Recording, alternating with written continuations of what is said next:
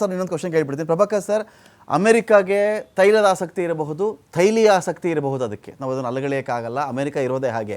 ಒಂದೊಂದು ಸಲ ಪ್ರಶ್ನೆ ಬಂದುಬಿಡುತ್ತೆ, ವಿಶ್ವ ಅಥವಾ ಕೆಲವು ದೇಶಗಳು ಬುದ್ಧಿವಂತರಿಂದ ಹಾಳಾಯಿತಾ, ದಡ್ಡರಿಂದ ಹಾಳಾಯಿತಾ, ಅನಕ್ಷರಸ್ಥರಿಂದ ಹಾಳಾಯಿತಾ, ಅತಿ ಬುದ್ಧಿವಂತರಿಂದ ಹಾಳಾಯಿತಾ ಅಂದರೆ ಅನೇಕ ದೇಶಗಳು ಹಾಳಾಗಿರೋ ಅತಿ ಬುದ್ಧಿವಂತರಿಂದಾನೆ.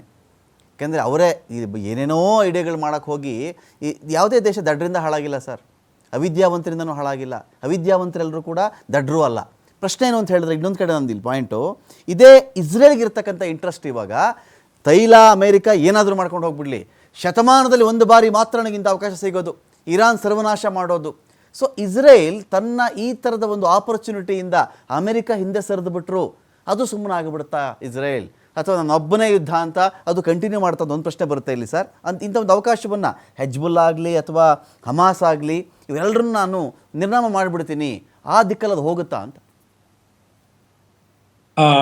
ಈಗ 3 ಮುಖ್ಯ ರಾಷ್ಟ್ರಗಳು ಇದರಲ್ಲಿ ಇನ್ವಾಲ್ವ್ ಆಗಿರೋದ್ರಿಂದ 3 ಜನ ಹೇಗಾದ್ರೂ ಒಂದು ರೀತಿನಲ್ಲಿ ಇದನ್ನ ಮುಂದೆ ಅವಕಾಶ ಅಂತ ತಿಳ್ಕೊಂಡು ರೀಬ್ಯಾಲೆನ್ಸಿಂಗ್ ಮಾಡ್ಬೇಕು ರೀಜನ್ ಅಲ್ಲಿ. ಅದಕ್ಕೆ ಅಮೆರಿಕಾಗೂ ಒತ್ತಡ ಬರ್ಬೋದು, ಅವರು ತಯಾರಾಗ್ಬೋದು, ಪಾರ್ಟಿಸಿಪೇಟ್ ಮಾಡ್ಬೋದು.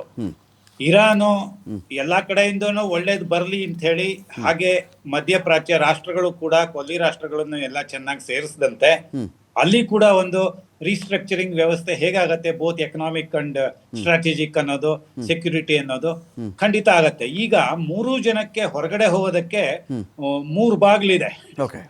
ಹೇಗೆ ಅಂದ್ರೆ, ಇಸ್ರೇಲ್ಗೆ ಈ ಯುದ್ಧದಲ್ಲಿ ತಾನು ಯಾವ ರೀತಿನಲ್ಲಿ ಗೆದ್ದಿದ್ದಾರೆ ಅಂದ್ರೆ, ಒಂದು ರೀತಿನಲ್ಲಿ ಅವರ ಇಂಟೆಲಿಜೆನ್ಸ್ ಗ್ಯಾದರಿಂಗ್ ಮಷಿನರಿ ಎಷ್ಟು ಡೀಪ್ ಆಗಿ ಪೆನೆಟ್ರೇಟ್ ಆಗಿ ಇರಾನ್ ನ ಲೋಕಲ್ ಸಿಚುಯೇಷನ್ ನ ಜಡ್ಜ್ ಮಾಡಿದ್ರು ಅಂತಂದ್ರೆ, ಈಗ ಅಮೆರಿಕನ್ ಇಂಟೆಲಿಜೆನ್ಸ್ ಜೊತೆ ಕಂಪೇರ್ ಮಾಡಿದಾಗ ಇಸ್ರೇಲ್ ಇಂದನೇ ಸ್ವಲ್ಪ ಚೆನ್ನಾಗಿತ್ತು ಅನ್ನೋ ಒಂದು ಹೆಮ್ಮೆ ಇಸ್ರೇಲ್ ನಲ್ಲಿದೆ.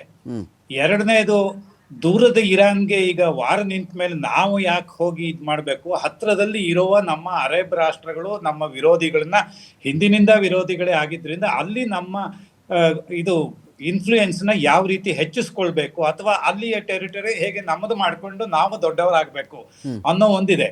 ಬಟ್ ಇಲ್ಲಿ